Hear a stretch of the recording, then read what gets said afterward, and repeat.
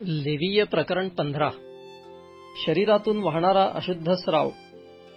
परमेश्वर मोशे व अहरोन यांना म्हणाला, इस्रायल लोकांस सांगा की एखाद्या पुरुषाच्या शरीरातून स्राव होत असल्यास त्या स्रावामुळे तो अशुद्ध होय. त्याचा शारीरिक स्राव वाहत असो किंवा शारीरिक स्राव बंद पडो, ती त्याची अशुद्धताच होय. त्याच्या स्रावामुळे झालेल्या अशुद्धतेविषयीचा नियम हा: स्राव होणारा मनुष्य ज्या बिछाण्यावर निजेल तो प्रत्येक अशुद्ध होय, आणि ज्या वस्तूवर तो बसेल तीही अशुद्ध होय. जो त्याच्या बिछाण्याला शिवेल त्याने आपले कपडे धुवावे, पाण्याने स्नान करावे आणि संध्याकाळपर्यंत अशुद्ध राहावे. स्राव होणारा मनुष्य बसलेल्या वस्तूवर कोणी बसला तर त्याने आपले कपडे धुवावे, पाण्याने स्नान करावे आणि संध्याकाळपर्यंत अशुद्ध राहावे. स्राव होणाऱ्या मनुष्याच्या अंगाला कोणी शिवला तर त्याने आपले कपडे धुवावे, पाण्याने स्नान करावे आणि संध्याकाळपर्यंत अशुद्ध राहावे. स्राव होणारा मनुष्य एखाद्या शुद्ध मनुष्यावर थुंकला तर त्या मनुष्याने आपले कपडे धुवावे, पाण्याने स्नान करावे आणि संध्याकाळपर्यंत अशुद्ध राहावे. स्राव होणारा मनुष्य ज्या वाहनाचा उपयोग करील ते अशुद्ध होय.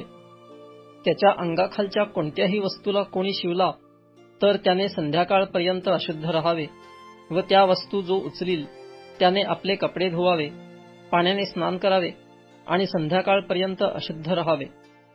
स्राव होणारा मनुष्य पाण्याने हात न धुता एखाद्याला शिवला तर त्याने आपले कपडे धुवावे, पाण्याने स्नान करावे आणि संध्याकाळपर्यंत अशुद्ध राहावे. स्राव होणारा मनुष्य एखाद्या मातीच्या पात्राला शिवला तर ते फोडून टाकावे, मात्र प्रत्येक लाकडी पात्र पाण्याने धुवावे.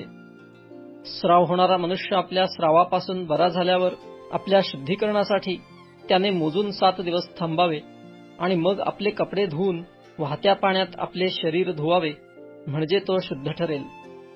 8व्या दिवशी त्याने 2 होले अथवा पारव्याची 2 पिले घेऊन दर्शन मंडपाच्या दारापाशी परमेश्वरासमोर जाऊन याजकाकडे ती द्यावी. मग याजकाने त्यातील एकाचे पापार्पण व दुसऱ्याचे होमार्पण करावे आणि त्याच्या स्रावाबद्दल परमेश्वरासमोर त्याच्यासाठी प्रायश्चित्त करावे. एखाद्या पुरुषाचा वीर्यपात झाला तर त्याने आपले सर्वांग पाण्याने धुवून संध्याकाळपर्यंत अशुद्ध राहावे. ज्या कपड्याला किंवा चामड्याला वीर्य लागले असेल तेही पाण्याने धुवून संध्याकाळपर्यंत अशुद्ध समजावे. स्त्रीशी संभोग करीताना पुरुषाचा वीर्यपात झाला तर त्या दोघांनी पाण्याने स्नान करून संध्याकाळपर्यंत अशुद्ध राहावे. एखादी स्त्री ऋतुमती झाली तर तिने 7 दिवस दूर बसावे. जो कोणी तिला शिवेल त्याने संध्याकाळपर्यंत अशुद्ध राहावे. ती दूर असेपर्यंत ज्यावर ती निजेल ते अशुद्ध होय, तसेच ज्यावर ती बसेल तेही अशुद्ध होय. जो कोणी तिच्या अंथरुणाला शिवेल त्याने आपले कपडे धुवावे, पाण्याने स्नान करावे आणि संध्याकाळपर्यंत अशुद्ध राहावे. ती ज्यावर बसली असेल त्याला जो कोणी शिवेल त्याने आपले कपडे धुवावे, पाण्याने स्नान करावे आणि संध्याकाळपर्यंत अशुद्ध राहावे. तिच्या अंथरुणाला किंवा ज्यावर ती बसली असेल त्याला शिवणाऱ्याने संध्याकाळपर्यंत अशुद्ध राहावे.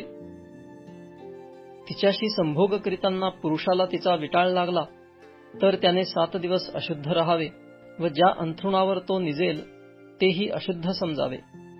एखाद्या स्त्रीचा ऋतुकाल नसताना जर अनेक दिवस तिला रक्तस्राव होत असला अथवा मुदतीच्या बाहेर ती ऋतुमती राहिली तर तिचे स्रावाचे सर्व दिवस तिच्या ऋतुकालाच्या दिवसांप्रमाणे समजावे.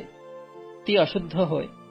ती ऋतुमती असेल तितके सगळे दिवस ती ज्या अंथरुणावर निजेल ते तिच्या विटाळाचे अंथरुण समजावे. त्याचप्रमाणे ती ज्यावर बसेल ते तिच्या ऋतुकालाच्या विटाळाप्रमाणे अशुद्ध समजावे. जो कोणी त्या वस्तूंना शिवेल तो अशुद्ध होय. त्याने आपले कपडे धुवावे, पाण्याने स्नान करावे आणि संध्याकाळपर्यंत अशुद्ध राहावे. पण त्या स्त्रीने आपल्या स्रावापासून शुद्ध झाल्यावर मोजून 7 दिवस थांबावे, त्यानंतर ती शुद्ध ठरेल. 8व्या दिवशी तिने 2 होले अथवा पारव्याची 2 पिले घेऊन दर्शन मंडपाच्या दारापाशी याजकाकडे जावे. मग याजकाने एकाचे पापार्पण व दुसऱ्याचे होमार्पण करावे आणि तिच्या स्रावाच्या अशुद्धतेमुळे तिच्यासाठी परमेश्वरासमोर प्रायश्चित्त करावे. ह्या प्रकारे तुम्ही इस्रायल लोकांना त्यांच्या अशुद्धतेपासून दूर ठेवावे, म्हणजे त्यांच्यामध्ये असलेले माझे निवासस्थान ते भ्रष्ट करणार नाहीत आणि आपल्या अशुद्धावस्थेत मरावयाचे नाहीत. स्राव होऊन किंवा वीर्यपात होऊन जो पुरुष अशुद्ध होतो, अथवा जी स्त्री ऋतुमती होते, आणि ज्या पुरुषाला अथवा स्त्रीला स्राव होतो, आणि जो कोणी पुरुष ऋतुमती स्त्रीशी संभोग करीतो, त्यांच्या संबंधीचा नियम हा.